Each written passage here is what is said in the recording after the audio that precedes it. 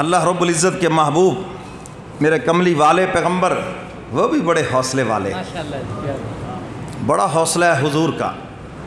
ستانے والوں نے انتہا کر دی کہ ہم کبھی تو حضور کو اشتعال میں دیکھیں، کبھی تو غصے میں دیکھیں، جیسے انسان غصے میں آ کے گالیاں دیتا ہے، غصے میں آ کے اول پھول اپنی زبان سے نکالتا ہے۔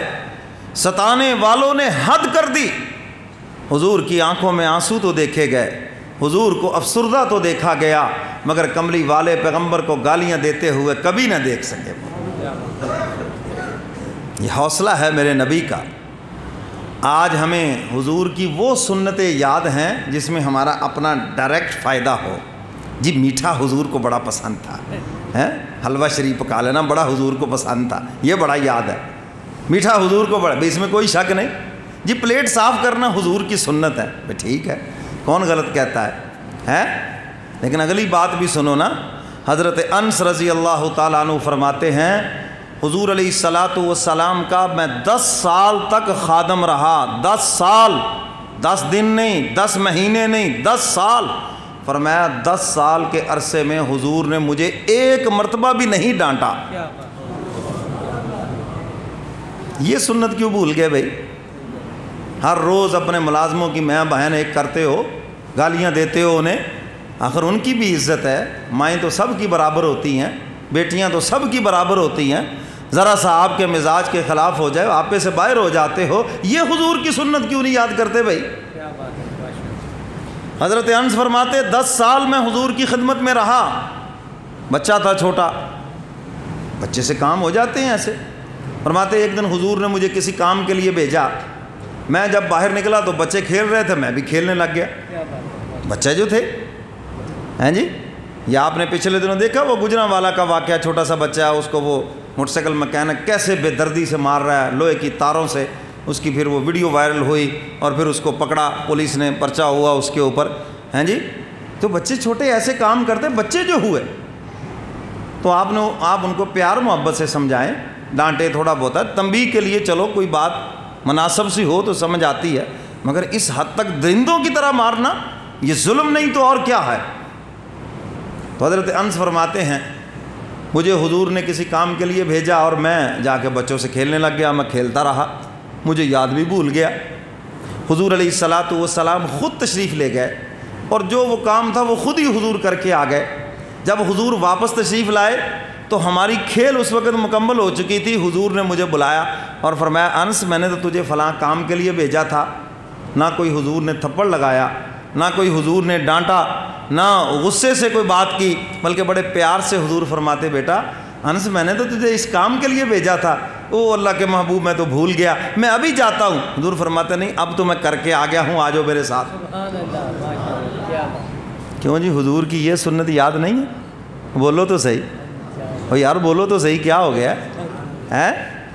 میں نے تو صرف یہ احساس دلانا ہے، ہم نے جس پیغمبر کا کلمہ پڑھا ہے اس کے اخلاق دیکھیں اور اپنے اخلاق دیکھ کے ہم کدھر جا رہے ہیں۔ ہم اپنے نبی کی تعلیمات بھول گئے۔ اور میں اکثر کہا کرتا ہوں آج اسلام کے پھیلنے میں کفر رکاوٹ نہیں ہے، آج اسلام کے پھیلنے میں مسلمان خود رکاوٹ بنا ہوا ہے، آج ہمارا کردار رکاوٹ بنا ہوا ہے۔ جو اسلام کے سنہری اصول تھے وہ ہم نے چھوڑ دیے، جو حضور علیہ الصلاۃ والسلام کی پیاری ادائیں تھیں وہ ہم نے چھوڑ دی۔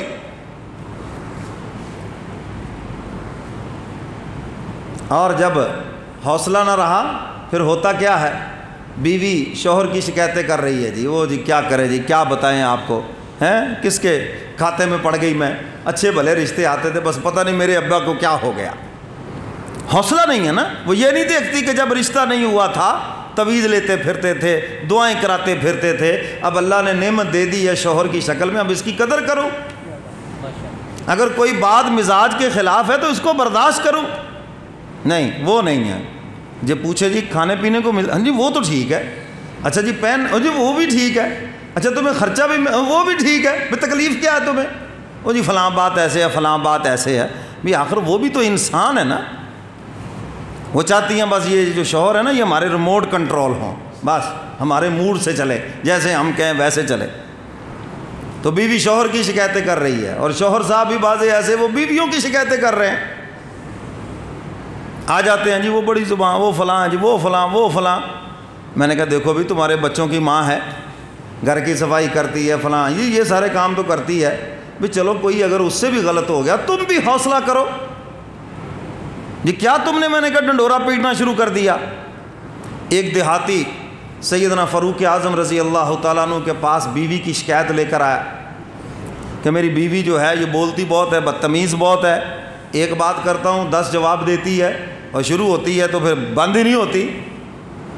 اللہ کی شان، جب وہ سیدنا فاروق اعظم کے دروازے پہ آیا نا تو ان کی اپنی بیوی سے ذرا گرمی سردی ہو رہی تھی۔ کیا بات ہے۔ اب اس نے جو سنا کہ جو شکایت میں لے کے آؤں وہ تو یہاں بھی ہو رہا ہے، انہوں نے کہا چلو یہاں سے۔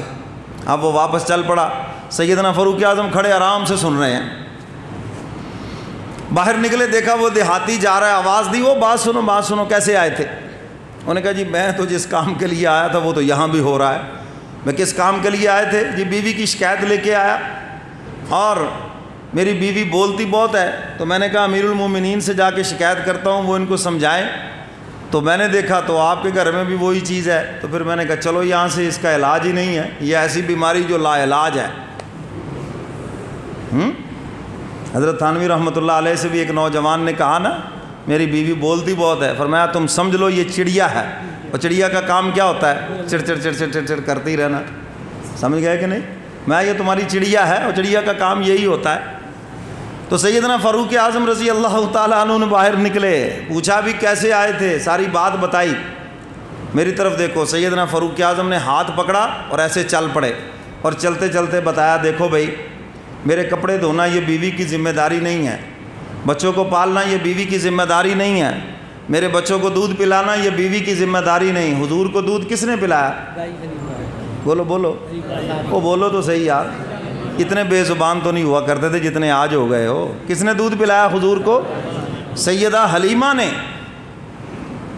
تو میرے محترم سامعین، حضرت عمر فاروق یہی سمجھا رہے ہیں کہ اسلام نے یہ پابندیاں عورت پہ عائد نہیں کی ہیں، تو اگر وہ یہ سارے کام کر رہی ہیں، اگر وہ نہ کرے تو سیدنا فاروق اعظم فرماتے ہیں ایک بندہ رکھنا پڑے جو کپڑے دھوئے، ایک بندہ رکھنا پڑے جو گھر کی صفائی کرے، ایک بندہ رکھنا پڑے جو میرے لیے کھانا پکائے، پھر کوئی رکھنا پڑے جو میرے بچوں کی پرورش کرے۔ تو کتنے کاموں کے لیے کتنے بندے رکھنے پڑے؟ تو اگر وہ یہ سارے کام کر رہی ہے اور کرنے کے بعد تھوڑا بہتا بول لیتی ہے، میں بھی برداشت کر رہا ہوں تو بھی برداشت کر۔ کیا بات ہے، ماشاءاللہ۔ کیوں جی بات سمجھ آئی؟ جی بالکل ہے، حوصلے والے مرد بنو، حوصلے والے شوہر بنو۔ اور یہ جو اللہ کی بندیاں ہیں نا، انہوں نے جا کر جنت میں حوروں کی سردار بننا ہے۔ کس کی سردار؟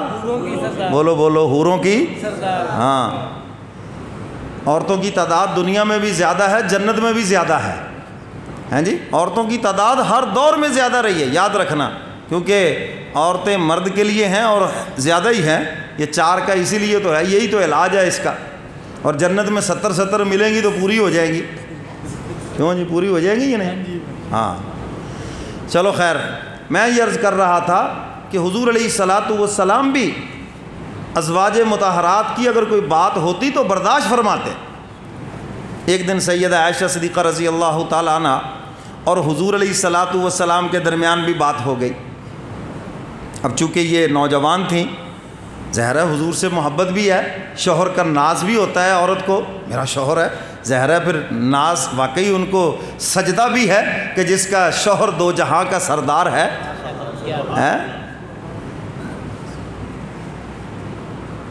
اتنے میں سیدنا صدیق اکبر تشریف لے آئے۔ حضور علیہ الصلاۃ والسلام نے فرمایا عائشہ چلو ہم اپنا معاملہ آپ کے ابو بکر کو بتا دیتے ہیں، وہ ہمارے درمیان فیصلہ کر دیتے ہیں۔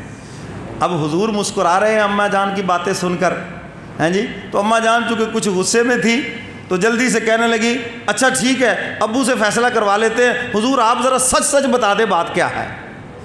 بس یہ کہنا تھا کہ سیدنا صدیق اکبر جلال میں آ گئے، زور سے ایک گھونسا مارا اماں جان کے سینے کے اوپر، فرمایا بیٹی یہ بتا کہ حضور سے زیادہ سچا ہے کون؟